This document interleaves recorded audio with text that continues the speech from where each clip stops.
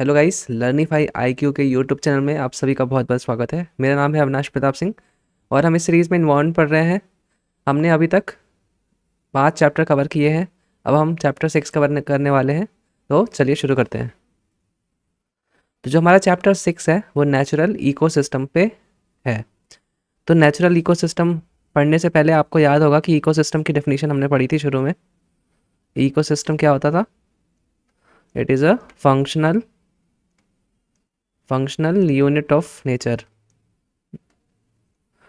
या फिर एनवायरनमेंट भी कह सकते हैं, राइट।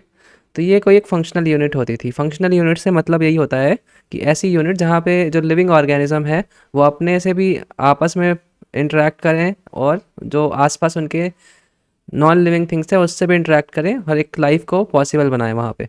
तो एक काइंड ऑफ फंक्शनल यूनिट का फॉर्मेशन जहाँ जहाँ पे ऐसा होता है उसी को हम इकोसिस्टम कहते हैं। सो यहाँ पे भी देख सकते हैं, natural ecosystem is assemblage of plants and animals which function as a unit and can maintain its identity. है ना, तो एक यूनिट की तरह ये काम कर सकते हैं। इन सब का रिलेशन होता है। जैसे हमने पॉन्ड का इकोसिस्टम देखा था, पॉन्ड का इकोसिस्टम होता है, राइट। तो पॉन्ड के इकोसिस्टम में डक होगा, उसका अपना रोल है। फिशेस होंगी, है ना, वहाँ के अलग अलग प्लांट्स होंगे, उनका अपना रोल है। तो बेसिकली एक कलेक्शन कह लीजिए इसको, प्लांट्स और एनिमल का, जो उस यूनिट को, उस प्लेस को फंक्शनल बनाता है। तो यहाँ पे आप लोग देख रहे हैं कि कैसे अलग अलग टाइप के इकोसिस्टम या फिर बायोम यहाँ पे आपको दिख रहे हैं। बायोम क्या है मैं बताऊंगा अभी नेक्स्ट स्लाइड में। सो बेसिकली ये आप देख सकते हैं किस तरीके से इनका डिस्ट्रीब्यूशन है मैप वाइज।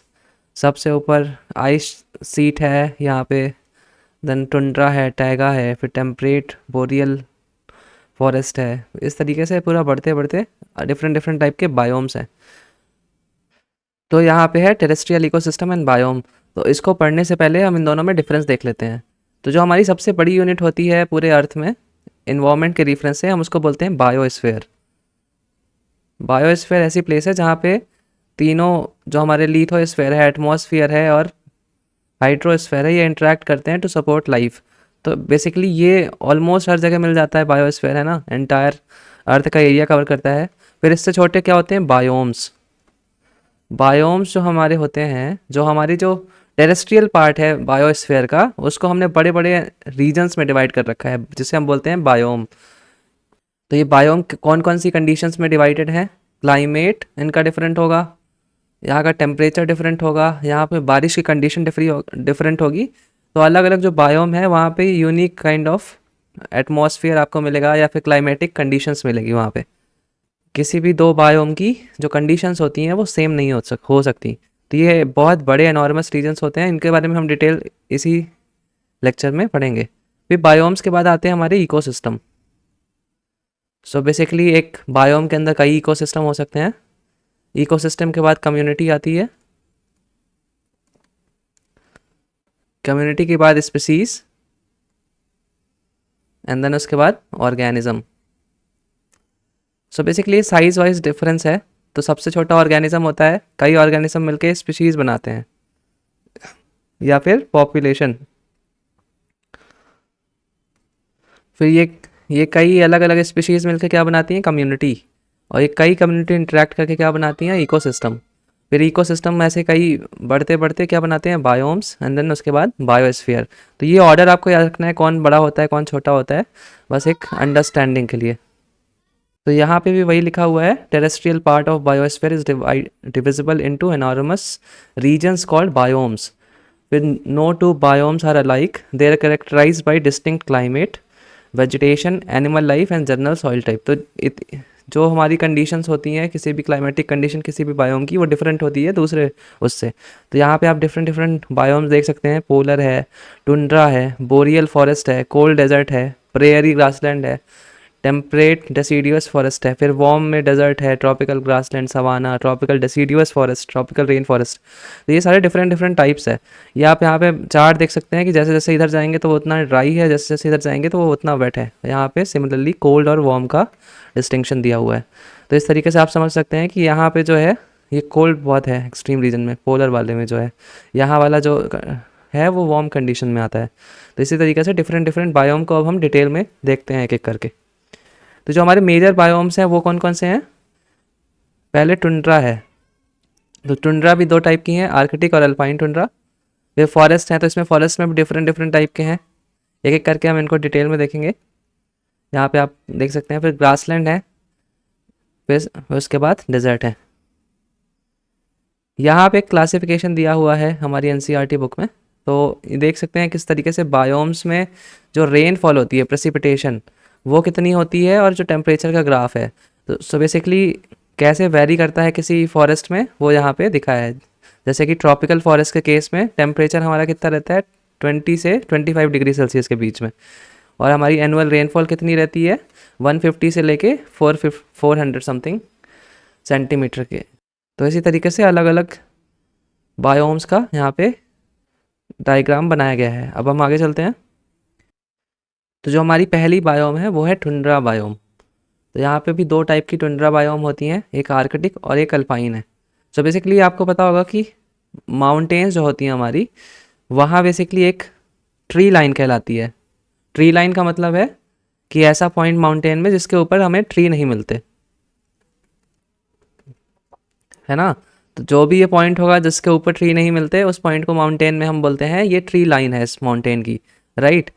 तो ये जो हमारी अल्पाइन टुंड्रा होती है, ये माउंटेन्स के ऊपर वाले पार्ट में मिलती है, यहाँ देखने को मिलती है जहाँ पे ट्री नहीं है, मतलब ट्री लाइन के ऊपर वाले पार्ट में।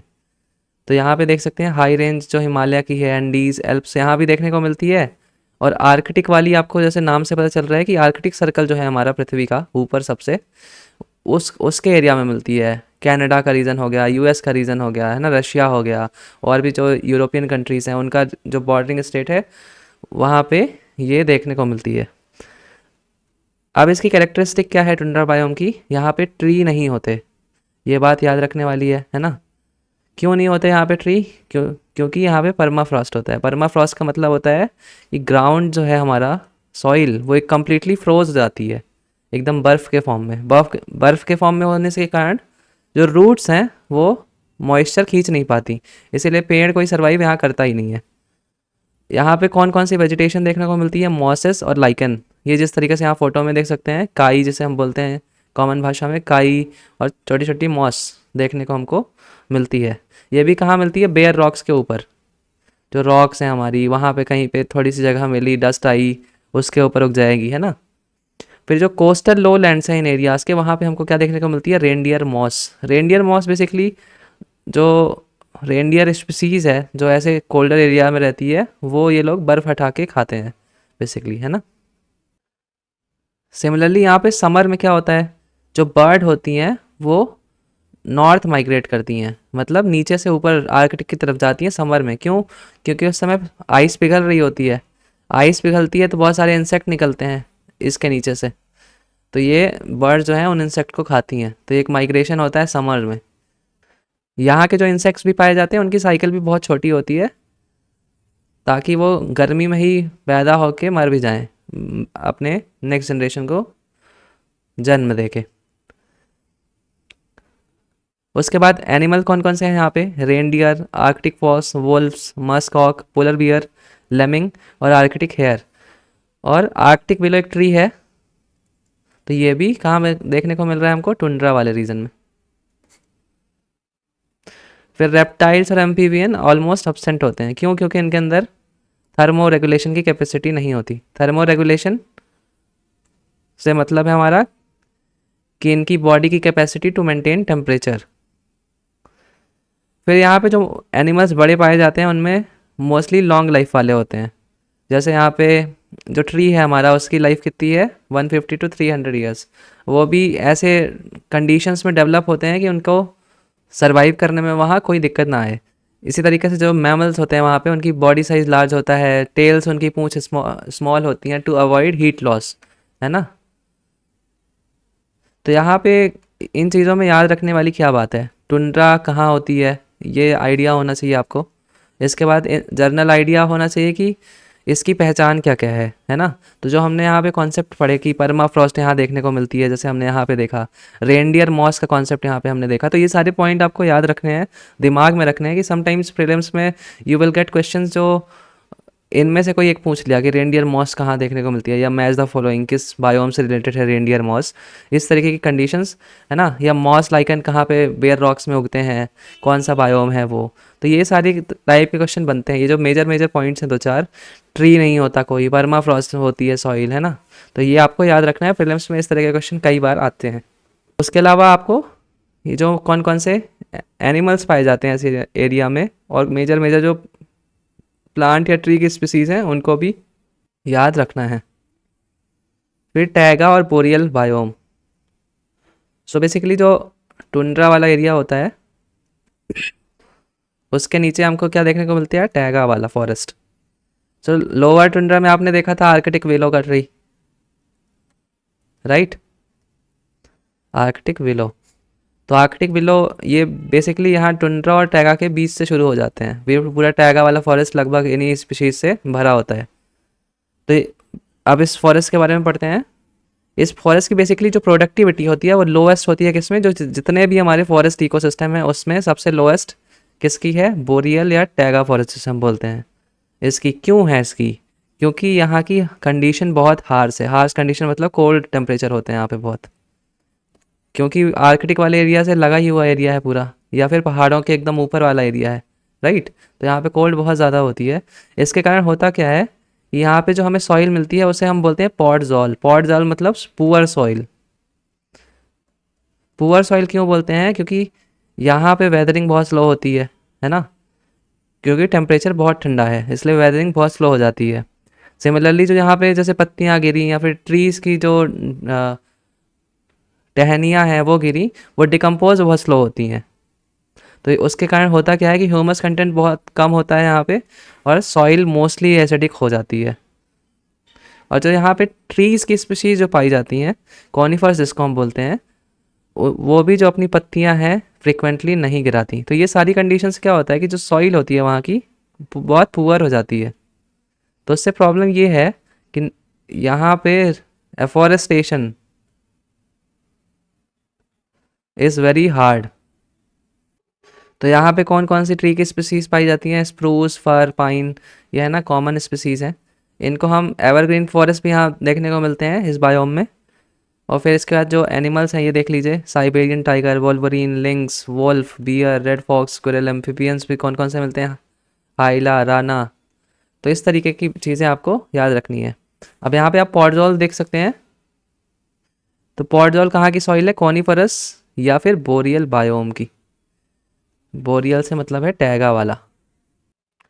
तो यहाँ पे वही सब लिखा हुआ है जो हमने लास्ट स्लाइड में देखा कि बहुत थिन ह्यूमस कंटेंट होता है, ऑर्गेनिक मैटर ऑलमोस्ट नहीं होता है यहाँ पे, लो मॉइस्चर लेवल्स देखने को मिलेंगे, लो पीएच या एसिडिक होगी लीचिंग के कारण, है ना। तो ये सारी वही सारी चीज़ें हैं जिसके कारण ये बहुत पुअर सॉइल हो जाती है किसके लिए, एग्रीकल्चर या फिर इवन नेक्स्ट जनरेशन ट्री लगाने के लिए भी। मतलब यहाँ पे ट्री अगर यहाँ के फॉरेस्ट डिस्ट्रॉय हो गए समहाउ, तो दोबारा फॉरेस्ट लगने में इट्स एक्सट्रीमली हार्ड। तब हम आगे चलते हैं। इसके बाद जो हमारा बायोम है वो है टेम्परेट डेसिडुअस बायोम। अब इस टाइप के जो हम टॉपिक पढ़ते जा रहे हैं इसमें एक चीज़ आपको ये भी ध्यान रखनी है कि कहाँ का क्लाइमेट है। जैसे आप ये देख सकते हैं, north western Europe, British type climate. तो ये ब्रिटिश जो हमारी आइलैंड है जहाँ पे ब्रिटेन है कंट्री, वहाँ का जो बेसिकली आप कह सकते हैं क्लाइमेट है वो किस किस तरीके का है, टेम्परेट डेसिडियस टाइप का। अब यहाँ पे सब इसके फीचर्स देख लेते हैं। सॉइल यहाँ पे इन जनरल पॉडजॉलिक है। पॉडजॉलिक मतलब पुअर सॉइल। क्यों, क्योंकि कोल्डर रीजन है। हो सकता है टैगा से कम हो बट स्टिल पॉडजॉलिक सॉइल है। यहाँ के ट्रीज़ होते हैं वो डेसिडियस नेचर में होते हैं। डेसिडियस का मतलब है कि ये एक टाइम पे अपनी पत्ती गिरा देते हैं, पतझड़ जहाँ पे मौसम होता है। तो जैसे यहाँ पे ट्री जो होते हैं कोल्ड सीजन में अपनी पत्तियाँ गिरा देते हैं। एडेप्टेशन ये बेसिकली फीचर है प्रोटेक्ट और फ्रॉस्ट से खुद को बचाने के लिए, ताकि पेड़ ना डिस्ट्रॉय हो। पत्ते गिरा के नेक्स्ट टाइम पत्ते स्प्रिंग में फिर से ग्रो कर जाएंगे। तो इस तरीके से स्पीशीज़ कौन कौन सी कॉमन है यहाँ पे, ओक, एल्म, ऐश, बर्च, बीच, पॉपुलर, ये सारी ट्रीज़ की अलग अलग स्पीशीज़ हैं। तो ये सारी चीज़ थोड़ी थोड़ी याद रखनी है। मेन याद रखना है कि कौन से एरिया में कौन सा हमारा ये बायोम पाया जाता है। फिर है हमारा टेम्परेट रेन फॉरेस्ट बायोम। तो ये टेम्परेट रेन फॉरेस्ट है। ये कहाँ कहाँ कहाँ पाया जाता है, north western coast of North America, है ना। ये आप जगह देख सकते हैं, नॉर्थ कैलिफोर्निया से लेके साउथ अलास्का। तो ये जो बेसिकली ये वाला रीजन है यूएसए का, अगर यूएस का आप ऐसे मैप देख सकते हैं, ये अलास्का वाला रीजन हो गया, ये पैसिफिक ओशियन हो गया, है ना। ऐसे ही गया है, ऐसे शेप बना है, राइट। तो यहाँ से बेसिकली ये वाला एरिया जो है हमारा, यहाँ पे क्या देखने को मिलता है, temperate rain forest biome. Similarly जब इक्वेटर के नीचे भी जाएंगे तो वहाँ पे भी कुछ जगह पे देखने को मिलता है, जैसे सदर्न चिली हो गया, न्यूजीलैंड हो गया, ऑस्ट्रेलिया हो गया, और भी छोटी छोटी कहीं जगह पे जहाँ पे ये सेम टेम्परेट लैटिट्यूड में पाया जाता है, वहीं पे देखने को मिलता है। तो यहाँ पे हमें क्या देखने को मिलते हैं, लार्ज कॉनिफरस ट्री, जैसे डगलस फर हो गया, वेस्टर्न रेड सिडार हो गया, माउंटेन हेमलॉक हो गया, वेस्टर्न हेमलॉक हो गया, और मॉसेस और लाइकन वेरी कॉमन है यहाँ पे, ऑफन ग्रोन एज एपीफाइटस। तो रेन फॉरेस्ट की बेसिकली ये डिस्टिंग्विशिंग फीचर है। एपीफाइट्स जो है हमारे, ये ट्रॉपिकल रेन फॉरेस्ट में बहुत ज़्यादा देखने को मिलते हैं, लेकिन सम अमाउंट में रेन फॉरेस्ट में भी जो हमारे टेम्परेट रीजन में है वहाँ पे भी देखने को मिलते हैं। एपीफाइट्स का मतलब है जो ऐसा प्लांट जो हार्मलेसली ग्रो करता है। कमेंसलिज्म का मतलब होता है एक को फ़ायदा, दूसरे को नो इम्पैक्ट। टेम्परेट से अब हम आ रहे हैं सब ट्रॉपिकल रीजन की तरफ। तो अब ये देखते हैं सब ट्रॉपिकल डेसिडुअस बायोम, ये कहाँ देखने को मिलता है, ईस्टर्न चाइना में देखने को मिलता है। और कहाँ देखने को मिलता है, साउथ ईस्टर्न यूएसए। तो साउथ ईस्टर्न यूएसए अभी हमने देखा था मैप है, अगर यूएसए का ऐसे, तो यहाँ पे देखने को मिलता है, या फिर ईस्टर्न चाइना का जो रीजन है यहाँ पे हमको देखने को मिलता है। तो यहाँ पे भी देख सकते हैं जो इसका वेजिटेशन है यहाँ पे बहुत लग्जूरियंट है। लग्जूरियंट मतलब बहुत घनी वेजिटेशन होती होगी यहाँ पे। सिमिलरली जो यहाँ पे प्लांट्स स्पीसीज़ हैं उनकी पत्तियाँ बहुत ब्रॉड होती हैं, जो ट्रीज़ हैं वो हार्डवुड वाले होते हैं। यहीं पे अलग अलग जो हाईलैंड्स हैं वहाँ पे कॉनिफर्स और पाइन और साइप्रेसेस की अलग अलग स्पीशीज़ पाई जाती हैं। बेसिकली यहाँ पे जो प्लांट्स ग्रोथ है वो पेरेनियल ग्रोथ होती है। क्यों? क्योंकि यहाँ पे ड्राई सीजन या कोल्ड सीजन नहीं मिलता। इसके बाद है हमारा स्टेपी जिसे हम बोलते हैं, या फिर टेम्परेट ग्रासलैंड बायोम। सो स्टेपी ग्रासलैंड बेसिकली आप पढ़ेंगे ज्योग्राफी में, यहाँ पे भी हम उसको देख लेते हैं। सो इस स्टेपी बेसिकली एक ग्रासलैंड है, तो मतलब यहाँ पे ट्री बहुत कम होगा या फिर ना के बराबर होगा, प्रैक्टिकली ट्रीलेस होता है ग्रासलैंड। ग्रासेस यहाँ पे सबसे ज़्यादा मात्रा में होती हैं, और ये क्योंकि टेम्परेट ग्रासलैंड है स्टेपी हमारा, यहाँ पे इसलिए इसकी ग्रास जो होती हैं यहाँ उगती हैं वो शॉर्टर होती हैं, फ्रेश होती हैं और न्यूट्रिशियस होती हैं। जैसे जैसे स्टेपी ये पोल की तरफ बढ़ते जाते हैं वहाँ पे आपको ट्री भी देखने को मिलेंगे, कॉनिफर्स वाले ट्री। जो हमारे ग्रासलैंड है वहाँ पे ज़्यादा एनिमल की डाइवर्सिटी देखने को नहीं मिलती। सेम केस विथ स्टेपीज, तो यहाँ पे भी ज़्यादा एनिमल डाइवर्सिटी नहीं है। फिर इसके बाद है हमारा टेम्परेट डेसिडुअस बायोम, मेडिटेरेनियन वाला अब हम देख रहे हैं। इसके पहले हमने एक ब्रिटिश क्लाइमेट वाला भी देखा था, अब ये हमारा कौन सा है, मेडिटेरेनियन वाला है। तो यहाँ पे भी कौन सा मिल रहा है, टेम्परेट डेसिडुअस बायोम है, लेकिन यहाँ पे कुछ कुछ कंडीशंस डिफरेंट होंगी ब्रिटिश टाइप क्लाइमेट वाले से। सो बेसिकली यहाँ जो प्लांट्स की स्पीसीज पाई जाती है उनको कॉन्टिन्यूसली हीट, ड्राई एयर और एक्सेसिव इवेपोरेशन झेलना पड़ता है। उसी के साथ साथ प्रोलॉन्ग ड्रॉट मिलती हैं इस एरिया के, मेडिटेरेनियन वाले एरिया में। इसीलिए यहाँ के जो प्लांट्स हैं वो ज़ेरोफाइटिक नेचर के होते हैं, मतलब ड्रॉट टॉलरेंट। ड्रॉट टॉलरेंट का मतलब क्या है, लीव्स कम होंगी उसमें उसमें लीव्स की जगह हो सकता है स्टेम में फोटोसिंथेसिस होती हो, जिस तरीके से हमारे डेजर्ट वाले एरिया में होती है उसी टाइप की यहाँ पे कुछ कुछ जगह पे देखने को मिलती है। यहीं पे जो एरियाज़ जहाँ पे एडिक्वेट रेनफॉल हो रही है वहाँ पे हमको नॉर्मल ट्री भी देखने को मिलते हैं, जैसे एवरग्रीन ओक हो गए। जो ये हमारा एरिया है मेडिटेरेनियन वाला, वहाँ पे एक इम्पॉर्टेंट हज़ार्ड है। इसका मतलब क्या है, जो फायर है यहाँ पे फ्रिक्वेंटली लगती है, लेकिन क्योंकि ये फ्रिक्वेंटली लगती है इसीलिए यहाँ के प्लांट्स की जो एबिलिटी है वो उसी तरीके से अडॉप्ट हो चुकी है कि वो क्विकली रीजनरेट भी हो जाते हैं बर्न होने के बाद। अब हम आगे चलते हैं। अब इसके बाद है ट्रॉपिकल डेसिडुअस बायोम, जिसे हम मॉनसून क्लाइमेट भी बोलते हैं। इंडिया में भी देखने को मिलता है और भी कई कंट्रीज़ में देखने को मिलता है ये। तो यहाँ बेसिकली ट्रीज़ जो हैं डेसिडुअस इन नेचर हैं। डेसिडुअस का मतलब है पतझड़ वाले हैं, जो अपने पत्ते गिराते हैं एक सीज़न में आके। तो इस तरीके से जो स्पीशीज़ हैं देख सकते हैं, टीक, नीम, बैम्बू, साल, शीशम, सैंडलवुड, खैर, मलबरी, ये सारी इंपॉर्टेंट स्पीशीज़ हैं। फिर इसके बाद जो हमारा बायोम है वो है सवाना या फिर tropical wet and dried biome. तो सवाना जो लैंडस्केप है ये भी एक ग्रासलैंड है। तो यहाँ पे आपको टॉल ग्रास मिलेंगी और शॉर्ट ट्रीज मिलेंगे। ग्रासलैंड का मतलब ये नहीं होता कि एक भी ट्री नहीं है, कुछ ट्रीज रहते हैं, बट मेजॉरिटी स्पीसीज होती है प्लांट की वो ग्रासेस होंगी, इसीलिए उसको ग्रासलैंड कहा जाता है। तो सवाना में बेसिकली जो ग्रासेस होती हैं बहुत टॉल नेचर की होती हैं, और यहाँ पे जो ट्रीज़ मिलते हैं वो शॉर्ट होते हैं। ट्रीज़ यहाँ पे जो पाए जाते हैं वो बेसिकली ठंडे सीज़न में अपना लीफ गिराते हैं। क्यों? क्योंकि वहाँ पे वाटर लॉस से बचा सकें अपने आप को। ट्री का जैसे टाइप हो गया अकासियस। जो यहाँ के ट्रीज़ होते हैं उनमें एडेप्टेबिलिटी होती है बहुत ऑफन की उनकी ब्रॉड ट्रंक होगी, वाटर स्टोरिंग डिवाइसेस होगी ट्रीज़ के अंदर, है ना, या फिर इस शेप्ड में बने होंगे कि अपने आप को स्ट्रॉन्ग विंड से बचा सकें। तो ये सारी कंडीशंस यहाँ पे ट्रीज़ के अंदर पाई जाती हैं, इसीलिए यहाँ पे सर्वाइव कर पाते हैं। उसी के साथ साथ यहाँ पे जो मैमल्स, बर्ड और रेप्टाइल की डाइवर्सिटी है वो रिच पाई जाती है, मतलब बहुत अच्छी डाइवर्सिटी मिलती है हमको यहाँ पे। सवाना में बहुत ऑफन ऐसा किया जाता है कि वहाँ की जो ग्रासेस हैं उनको कंट्रोल्ड वे में बर्न कर दिया जाता है। उससे होता क्या है कि जो नई ग्रास उगती हैं वो फ्रेश होती हैं, न्यूट्रियस होती हैं, और उसी के साथ साथ अगर कोई पैरासिटी बीमारी फैली है वहाँ पे, या फिर बहुत कांटे वाले पेड़ आ चुके हैं ग्रासेस की जगह में, तो उसको भी जला दिया जाता है ताकि जो नई प्लांट्स की स्पीशीज़ आए वो ग्रास ही वहाँ पे उगे। प्लस यहाँ पे एक पॉइंट है, fires in savanna are carbon neutral. इसका मतलब क्या है कि जितना जलने से इनको कार्बन एमिट होता है एटमॉस्फेयर में, उतना ही ये जब दोबारा ग्रो करते हैं तो उतना ही कार्बन फिर से कैप्चर कर लेते हैं। सो बेसिकली एक kind of carbon neutral fire है ये। अब हम आगे चलते हैं। इसके बाद है हमारा ट्रॉपिकल रेन फॉरेस्ट। तो एक्सट्रीमली इंपॉर्टेंट टॉपिक, बहुत बार आता रहता है। क्यों क्यों आता रहता है? क्योंकि एक्सट्रीमली इंपॉर्टेंट है ट्रॉपिकल रेन फॉरेस्ट अर्थ के लिए, क्योंकि यहाँ पे सबसे लग्जूरियंट वेजिटेशन देखने को मिलती है। सबसे यहाँ पे हाई टेम्परेचर होगा और बहुत ज़्यादा रेनफॉल होती है, इसीलिए बहुत रिच डाइवर्सिटी है। वेजिटेशन में भी देख सकते हैं कौन कौन से ट्रीज़ हैं, महोगैनी, इवोनी, डाइवर्ट्स हो गई। इसी के साथ साथ जो यहाँ पे प्लांट्स हैं, क्योंकि इतना डेंस होता है ये, नीचे तक लाइट पहुँचती ही नहीं है। तो यहाँ पे जितने भी एपीफाइट्स होते हैं या ट्री होते हैं वो बेसिकली स्ट्रगल करते हैं ऊपर ऊपर जो हमारा कैनोपी होता है ट्री का, जो लाइन होती है ऊपर वाली, उसके ऊपर निकलना चाहते हैं या ऊपर आना चाहते हैं ताकि उनको वहाँ पे सनलाइट मिल सके।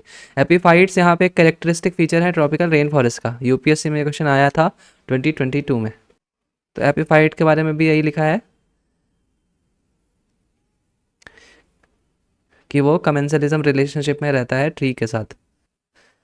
रेन फॉरेस्ट बहुत बार न्यूज़ में भी रहता है। क्यों रहता है? क्योंकि बहुत यूजुअली थ्रेट पे है।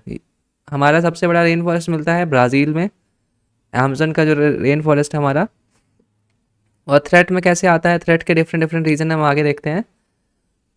यहाँ पे जैसे आप देख सकते हैं कि 17% जो पूरे वर्ल्ड में एंटायर रेन फॉरेस्ट है उसका 17%, और जो हमारी ब्राज़ीलियन रेन फॉरेस्ट है जो सबसे बड़ा रेन फॉरेस्ट है उसका 20% ऑलरेडी डिफॉरेस्टेड हो चुका है। अलग अलग रीजन्स हो सकते हैं, एग्रीकल्चर या इंडस्ट्री या एक्सपेंशन ऑफ सिटीज़, बहुत सारे रीजन्स हैं इसके। हम एक एक करके इनको डिटेल में भी देखते हैं। तो रेन फॉरेस्ट की इंपॉर्टेंस क्या क्या है? Rain forest almost produce 20% of earth oxygen. तो अर्थ की 20% ऑक्सीजन कहाँ से आती है? रेन फॉरेस्ट से आती है। सिमिलरली एक कार्बन सिंक के तौर पे भी काम करते हैं। हम ह्यूमंस जितनी कार्बन अपनी एक्टिविटीज़ से रिलीज़ करते हैं, बहुत सारी उनमें से रेन फॉरेस्ट अपने अंदर एब्जॉर्व कर लेता है।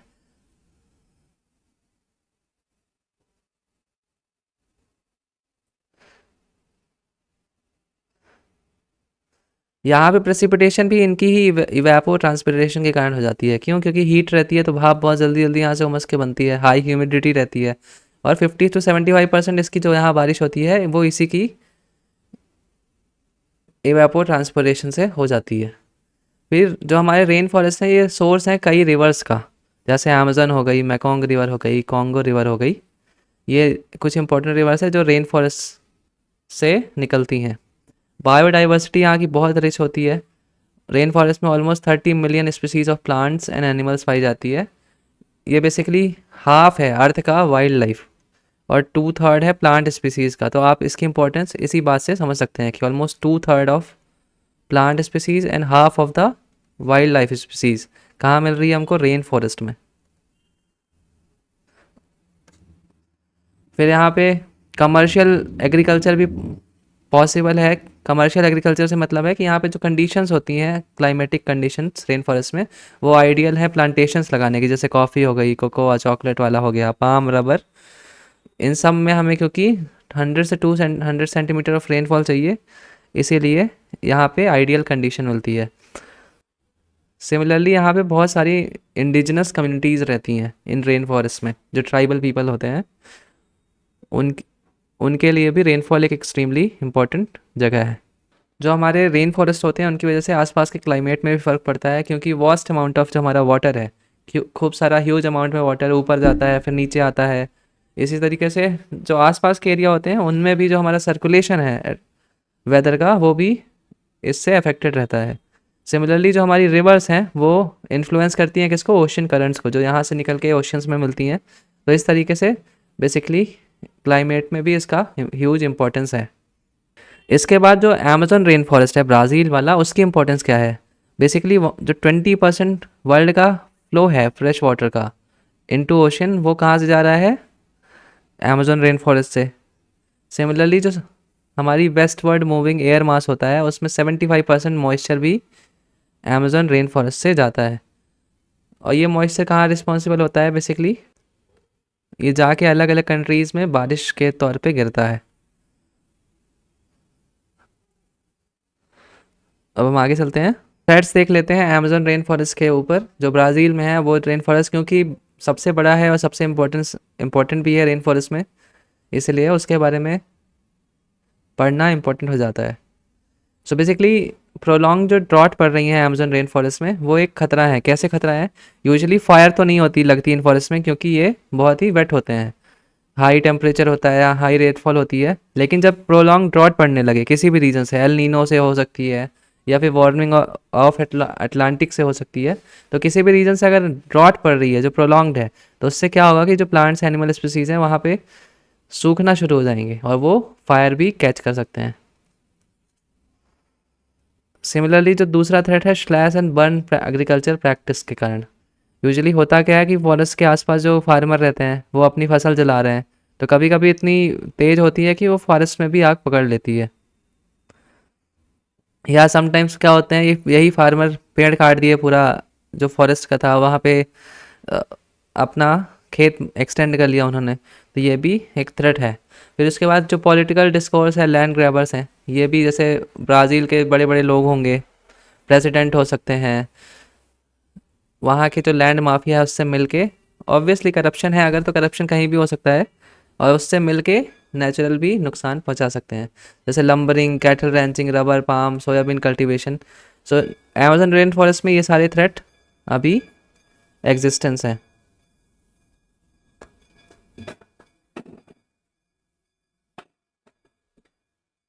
फिर फायर जो अमेज़न फॉरेस्ट में लग रही हैं उससे हमें क्यों फ़र्क पड़ना चाहिए? क्योंकि वो कार्बन सिंक की तरह काम भी करते हैं। दूसरा जो हमारी फॉरेस्ट फायर होती हैं जब ये जंगलों में लगती हैं, तो इसकी वजह से ड्रॉट कंडीशन बढ़ जाती है। अभी हमने देखा था कि 50 to 75% जो प्रेसिपिटेशन इन फॉरेस्ट में होता है वो वहीं की इवेपो ट्रांसपिरेशन के कारण होता है। लेकिन जब ड्रॉट हो जाएगी या फॉरेस्ट फायर आ जाएगी वहाँ पे, तो उस केस में होगा क्या कि उस एरिया में बारिश नहीं हो पाएगी और ज़्यादा जो ड्रॉट हैं और एक्सट्रीम अमाउंट में लगने लगेंगी। फिर पॉल्यूशन और ग्लोबल वार्मिंग, अगर फॉरेस्ट फायर वहाँ पे लगेगी तो ग्रीन हाउस गैस ऑब्वियसली निकलेगी और वो एटमॉस्फेयर में ऐड होगी, जो कि बहुत ही हार्मफुल है। सिमिलरली जब यहाँ पे फॉरेस्ट लगती है या फिर ड्रॉट आती है, तो उससे होता क्या है कि वहाँ का जो फॉरेस्ट होगा वो डिस्ट्रॉय हो जाएगा और उसके बाद उस जगह में क्या आएगा? ग्रास लैंड नया आएगा। अब बोलोगे आपकी ग्रास लैंड क्यों आएगा फॉरेस्ट की जगह? सो बेसिकली उसका रीज़न यही है कि जो हमारे फॉरेस्ट होते हैं, स्पेशली जो हमारे ट्रॉपिकल रेन फॉरेस्ट हैं, यहाँ पे जो एबिलिटी होती है प्लांट्स और एनिमल की वो नहीं होती। क्यों? क्योंकि वो फायर सेंसिटिव इकोसिस्टम है, वहाँ पे यूजुअली फायर लगती नहीं है। तो जो रेयर केस में अगर फायर लग गई तो वहाँ के प्लांट्स में ये कैपेबिलिटी नहीं है कि वो रीजनरेट जल्दी से कर पाएँ। दूसरी बात, जो हमारी यहाँ की सॉइल होती है बहुत ही पुअर होती है न्यूट्रिएंट में। क्यों? क्योंकि ये पानी हमेशा गिरता रहता है, तो जो ऊपर की जो ऑर्गेनिक कंटेंट है वो तो बह जाता है यहाँ से पूरा, है ना। लीचिंग बहुत ज़्यादा है यहाँ पे, तो इसीलिए अगर कोई सीड कहीं का गिर रहा है तो वापस रीजनरेट नहीं होता उस सॉइल में, इतनी ख़राब कंडीशन है। बेसिकली ये टॉप सॉइल जो होती है यहाँ की वो ख़राब होती है। नीचे जैसे ही आप पहुँच गए तो वो तो अच्छी होगी, वहाँ पे ग्रोथ भी हो जाएगी, लेकिन टॉप सॉइल इतनी लीच्ड होती है कि अगर कोई सीड गिरा है ऊपर ही रह गया तो वो जनरेट नहीं हो पाएगा। सिमिलरली जैसे ही ये फॉरेस्ट ऐसी कंडीशन में पहुंचते हैं जहाँ पे वो अपने आप को सस्टेन नहीं कर पा रहे हैं। सस्टेन इन द सेंस कि सपोज करिए कि एक फॉरेस्ट था 100%, है ना, उसमें से 70% एरिया ड्रॉट में या किस में डिस्ट्रॉय हो गया। अब यहाँ से जो इवेपो ट्रांसपिरेशन होता था उसके कारण बारिश होती थी, तो अब इतना कम हो गया तो उससे बारिश भी नहीं होगी बाकी के बचे एरिया में। तो ये ऐसा पॉइंट हो गया यहाँ पे जहाँ पे अब फॉरेस्ट जो है वो रेन फॉरेस्ट जो है हमारा, वो अब अपने आप को सस्टेन नहीं कर पा रहा है। इस कंडीशन में होता क्या है कि यहाँ के जो ट्री होते हैं वो एक कंडीशन शुरू हो जाती है उनमें, जिसे हम बोलते हैं डाई बैक। तो ये बेसिकली एक टिप से जो जैसे ये प्लांट है हमारा, तो ये ऊपर से सूखना शुरू कर देता है। तो इसमें बेसिकली होता क्या है कि ये ऊपर वाला पार्ट सूख के गिर जाएगा, लेकिन जो ट्री है हमारा वो रूट वो जिंदा रहेगा। ये कंडीशन इसलिए होती है ताकि समहाउ ट्री को बचाया जा सके। लेकिन कभी कभी ऐसा होता है कि रूट से डाइंग प्रोसेस शुरू हो गई, तो उस केस में आप कुछ नहीं कर सकते, उस केस में प्लांट डिस्ट्रॉय हो ही जाएगा। तो उससे क्या होगा कि जब नेक्स्ट टाइम कुछ भी यहाँ ग्रो करेगा तो वो ग्रास ही होंगी यहाँ पे। क्यों? क्योंकि यहाँ पे प्रेसिपिटेशन भी कम हो जाएगा, ट्रीज़ नहीं है। और सिमिलरली जो ग्रासेस होती हैं वो पुअर कंडीशन में भी उग जाती हैं एज़ कम्पेयर टू ट्रीज़। और ग्रास जैसे ही होगी किसी एरिया में, उसके बाद नेक्स्ट जो सक्सेशन है वो बड़ा मुश्किल हो जाता है। क्यों? क्योंकि ग्रास लैंड में एक टेंडेंसी है टू फॉरेस्ट फायर वाली। तो ग्रास लैंड बर्न हो जाते हैं तुरंत, जिससे कोई भी अगर ट्री बढ़ भी रहा होता है वो भी डिस्ट्रॉय हो जाता है। तो यूजुअली यही होता है कि ग्रास लैंड बन गया तो फिर ट्रीज़ बड़े मुश्किल से वहाँ पे बनते हैं। अब क्योंकि हमने ये तो पढ़ लिया कि रेन फॉरेस्ट के लिए फायर कितनी हार्मफुल है ना, कि पूरा डिस्ट्रॉय होकर ग्रासलैंड ही हो गया, वहाँ पे फॉरेस्ट हट गया पूरा। लेकिन सारे इकोसिस्टम के लिए ये कंडीशन एग्जिस्ट नहीं करती। जैसे टैगा हो गया हमारा, अफ्रीकन सवाना हो गया, कैलिफोर्नियन कोनिफरस फॉरेस्ट हो गया, ऑस्ट्रेलियन इकोलिप्टिस फॉरेस्ट हो गया। तो ये जो ऐसे फॉरेस्ट हैं यहाँ पे फायर फ्रिक्वेंटली लगती रहती है। आपने ऑस्ट्रेलिया का बहुत ऑफन सुना होगा, न्यूज़ में बहुत ह्यूज अमाउंट में फॉरेस्ट लगी थी अभी भी रिसेंट ईयर में। तो यहाँ का जो प्लांट्स और एनिमल स्पीसीज़ है उनमें वो टेंडेंसी ऑलरेडी डेवलप्ड होती है। क्यों? क्योंकि यहाँ बार बार लग रही है, जो नई स्पीसीज़ आ रही है वो भी ऐसी रहती हैं जो जल्दी से रीजनरेट कर जाती हैं। और बहुत सारी ऐसी जगह है जहाँ पे रीजनरेशन के लिए फायर इज़ इम्पॉर्टेंट। जैसे आप यहाँ देख सकते हैं जो डॉगलस फर जो ट्री है,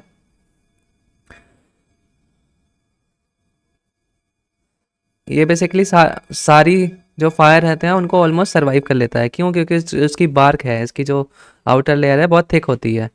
साथ ही साथ जब फायर हो जाती है उसके बाद ये इसमें नए शूट्स भी निकलने लगते हैं।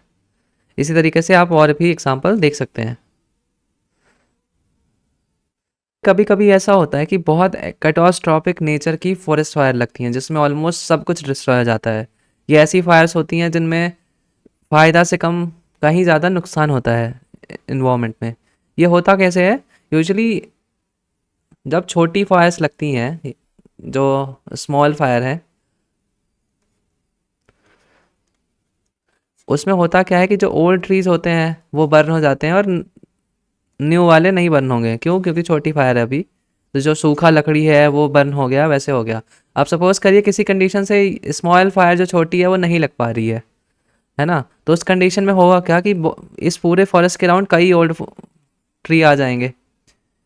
अब जब नेक्स्ट टाइम फायर लगेगी, छोटी ही भले लगे, तो ये तीनों में आग पकड़ लेगी और इसके साथ साथ नया वाला भी जल जाएगा। तो इसीलिए इसके बहुत ही फेटल कॉन्सिक्वेंसेस हो जाते हैं। ऐसे एग्जांपल्स आपको देखने को मिलेंगे, जैसे अभी रिसेंटली ऑस्ट्रेलिया में हुई थी। कैसे हुई थी यहाँ पे? सक्सेसिव ड्रॉट के कारण कई ट्रीज ऐसे हो गए होंगे जो सूख गए होंगे और उसी से एक्सट्रीम अमाउंट की फायर लग गई। सिमिलरली जुलाई वाइल्ड फायर जो हुई थी हीट वेव के कारण, कहाँ पे? North western US and southern western Canada में। एक थ्रेट जो रेन फॉरेस्ट को है वो है प्लांटेशन का और रिसोर्स एक्सट्रैक्शन का। तो जो हमारे इक्वाडोर और वेनेजुएला के रेन फॉरेस्ट हैं उसमें पेट्रोलियम एक्सट्रैक्शन एक बड़ा रीज़न है, उसके कारण यहाँ के जो फॉरेस्ट हैं काफ़ी डिस्ट्रॉय हुए हैं। सिमिलरली बहुत बार ऐसी जगह होता है कि इन एरियाज़ में प्लांटेशन लगाई जाती है ना, क्यों? क्योंकि यहाँ पे आइडियल कंडीशंस मिलती हैं, इसी कारण से उसके कारण फॉरेस्ट भी डिस्ट्रॉय होते हैं। जैसे पाम की प्लांटेशन ज़्यादातर कहाँ देखने को मिलती है? मलेशिया, इंडोनेशिया में। शुगर केन की ब्राज़ील, कॉफ़ी की ब्राज़ील, ये लीडिंग प्रोड्यूसर्स हैं, सबसे ज़्यादा यहीं पे है। फिर रबर की मलेशिया, इंडोनेशिया में। फिर चॉकलेट्स की घाना, नाइजीरिया। तो इन प्लांटेशंस को बनाने के लिए बहुत बार ट्रीज़ को डिस्ट्रॉय कर दिया जाता है। फिर जो थ्रेट्स हैं हमारे, सॉइल डिग्रेडेशन का है, ड्रॉट एंड फेमीन का है, कमर्शियल प्लांटेशन क्रॉप का है, जो हमने पढ़ा था उसमें भी एक ये सारे वही पॉइंट्स हैं, थोड़ी अलग तरीके से एक्सप्लेन्ड में। तो आप पढ़ना चाहें तो पढ़ सकते हैं। अब हम आगे चल रहे हैं। अब ये क्वेश्चन देखिए यूपीएससी 2013 का। Which of the following is are unique characteristic of equatorial forest? Equatorial forest की यूनिक कैरेक्टरिस्टिक पूछ रहा है। Presence of tall closely set trees with crown forming a continuous canopy. ठीक है। Coexistence of large number of species. ठीक है। Presence of numerous variety of epiphytes. तो ये भी ठीक है। तो अभी हमने यही देखा कि जो ट्रॉपिकल फॉरेस्ट हैं इनमें ये सारी चीज़ें हमें देखने को मिलती हैं। अब इसके बाद जो हमारा नेक्स्ट बायोम है वो है डेजर्ट का बायोम। तो डेजर्ट का बायोम है, ऑब्वियसली नाम से पता चल रहा है कि यहाँ पे पानी नहीं होगा या पानी कम होगा। उसके कारण जो हमारी यहाँ पे प्लांट्स और एनिमल की स्पीसीज होंगी वो ज़ेरोफाइटिक होंगी नेचर में, यानी कि ड्रॉट रेजिस्टेंस। यहाँ पे ऑब्वियसली थॉर्नी बुशेस होंगी, कैक्टाई के पौधे होंगे, है ना। यहाँ पे जो फोटोसिंथेसिस है लीफ की जगह स्टेम से होती है। तो अलग अलग इस तरीके के एडाप्टेशंस यहाँ के प्लांट्स और एनिमल्स में देखने को मिलते हैं। प्लांट्स यहाँ पे नॉकटर्नल होते हैं मोस्टली। नॉकटर्नल का मतलब है वो दिन में सोते हैं और रात के ठंडे टेम्परेचर में अपना शिकार करते हैं या फिर भोजन ढूंढते हैं। यहाँ पे आप देख सकते हैं वही सब लिखा है। वैक्सी लीफ हो सकती है, leathery, hairy, needle shape. To reduce किस लिए होता है? वाटर लॉस को बेसिकली रिड्यूस करने के लिए ये सारी चीज़ें की जाती हैं। इवन जो ऑस्ट्रेलियन हमारे रैट होते हैं वो अपने ही फैट को सिंथेसाइज करके अपनी वाटर की नीड पूरी कर सकते हैं।